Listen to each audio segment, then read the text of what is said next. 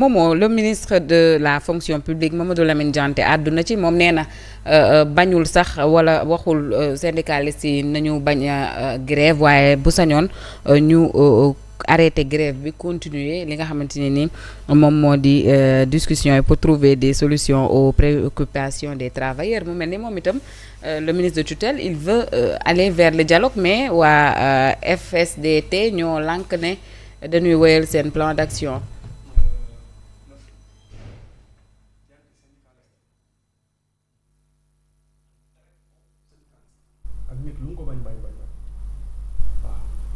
nit loo man je n'ai jamais été d'accord avec lui. Le ministre de la fonction publique. Oui, ñoo bokk Kolda. Je n'ai jamais été d'accord avec lui. Mais c'est un bon syndicaliste. Mm-hmm. C'est pas parce que c'est un syndicaliste ñu yóbbu ko fonction publique que syndicaliste bëgg maanaam mettre la pression sur le gouvernement pour des considérations yoo xamante ni on ne sait pas la motivation. loolu laay wax kay.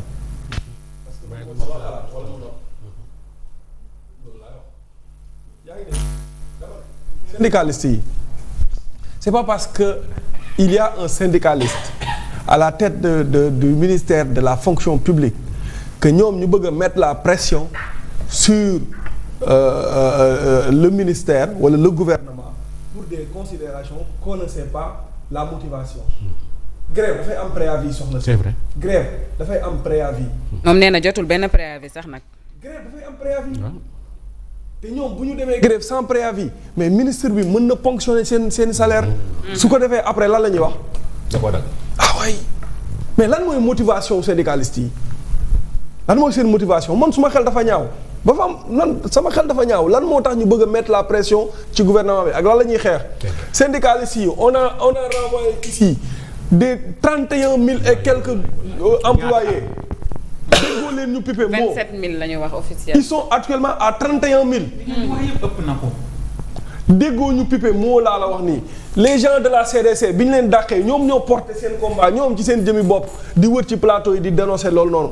déggoo benn syndicaliste génn wax ci. oui. mais tey lan moo tax ñu ne dañuy def grève générale pour bloquer le travail. Ils sont dans la politique et la manipulation ces syndicalistes là. non xoolal man loolu laa gëm. ces syndicalistes là ils ne sont que dans ça. saa waay grève d'accord nañ droit à la grève mais booy grève da ngay def préavis nga établir nga ne kat lii moo tax ak li ñu war a grève soo nekkee en discussion syndicalistes yu baax yépp bu ñu nekkee en discussion avec le gouvernement dañuy ajali seen préavis ba discussion bi jeex.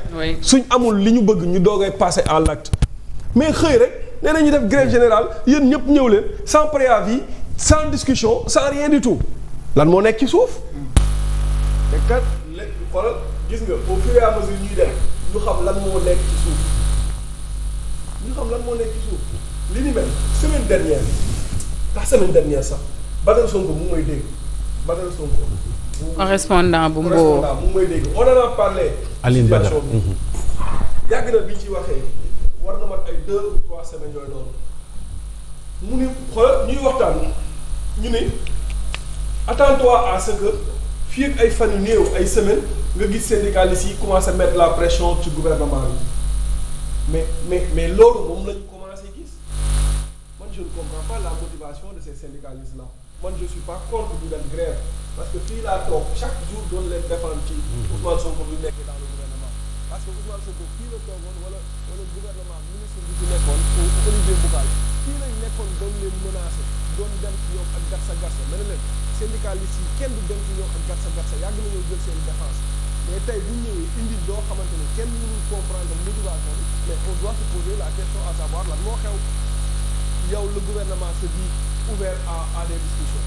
yow loo dem waxtaan ak ñoom moo pare yow la xëy rek ni grève générale mu ne la ana préavis yow boo def grève doo def préavis ñun xanaa fii bu ñuy grève sax les gens syndiqués yi bu ñuy grève dinañ bind direction bi ne jour nangam ak nangam dañuy grève parce que bu direction bi ne kaa leen ñu waxtaan ak ñu ak préavis boobu waxtaan ba pare bu dee déggoo nañ xëy bu dee déggoo ñu dem ñibbi.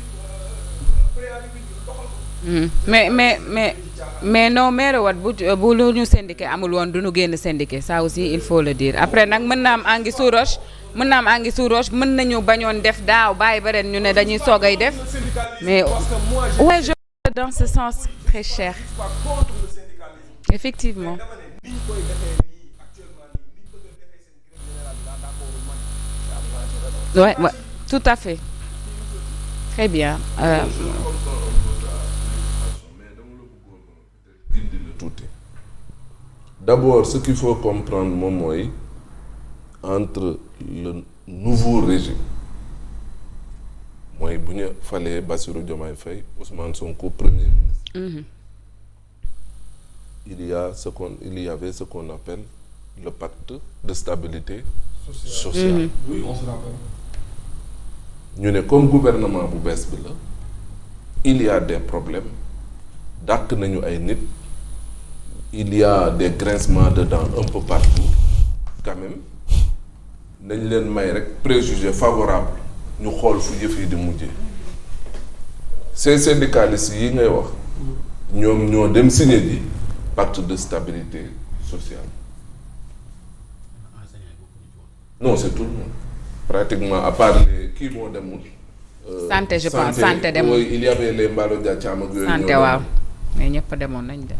loolu cela veut dire quoi pacte de stabilité sociale c'est égal à pacte de non-agression moom mooy lan mooy doo leen ñu sonn donc vous nous laissez le temps de pouvoir peut-être mieux comprendre li xew ci dëkk bi en vue de après ñu indi ci ay choses. ci kaw loolu l'affaire a perduré pacte de stabilité bi di dem ba ren pendant 2 ans. ba ren nañ tàmbali naan gaañ ñi luy jot na ça fait 2 ans ñu may leen et que jusqu'à présent temps de grâce bi jeex na des travailleurs s'est empiré situation réew mi empiré wuñu fu mu nekk nii nag toog di xoole mënatul nekk donc ci nañ commencé di yëglu pour engager bras de fer muy lan pour xuloo ak gouvernement bi maintenant xam nga luy wax ci il faut dire aux gens que li tax tey syndicalistes yi def grève générale Ousmane Sonko ak ay ñoñam ñoo ko indi ñoom ñoo nekkoon ci bopp réew mi diggee seeni diggee wax seeni wax seen ay nitam dàq nit ñi football leen jaay leen doole ñu dem inspection du travail ba mujj ay tribunal parce que tamit grève générale bi tey mbirum 30 000 yi ñu dàq du teguwul yoon ci nañ ko dugal mbirum code de sécurité bi code du travail bi ci nañ ko dugal le fait que aujourd'hui juge bi dootul day am les mains liées par rapport ak bu ñu dàqee nit nga war ko fay 24 mois yem ci par rapport ak CDD yi ni muy évoluer au lieu que 2 ans muy 4 ans nga wàcce nga dugal nit ki CDI loolu dañ ko yóbbu 3 ans yooyu et ça c'est légitime man loolu noonu ne serait-ce que pour ça 30 000 travailleurs mbirum CDD mbirum licenciement un directeur qui se permet oui parce que à travers un saut d'humeur nga dàq nit comme ça pour fay ko 24 mais ça loolu jar na grève générale ñii nag dañ ko hérité le nouveau le gouvernement Alamine Lo dañ ko hérité mun nga ne peut-être munoon nañ leen may comme ñoom ñi ngi ci di redresser réew mi nank ça peut se comprendre mais les motivations elles sont légitimes aussi quoi qu'on puisse dire parce que nekkul ay motivation yoo xamante ne nii seen cëggulu guy bopp la ay nit nañu dàq injustement ñu taxaw di ko kaas mbirum CDD le travailleur bu ñu bëgg ni taillable et corvéable à merci googu noonu war a nekk ay jàpp mais loolu nañuy xeex man fii dama doon toog fii ne leen yéen les syndicalistes là li ngeen def yéen ak centrale syndicale yi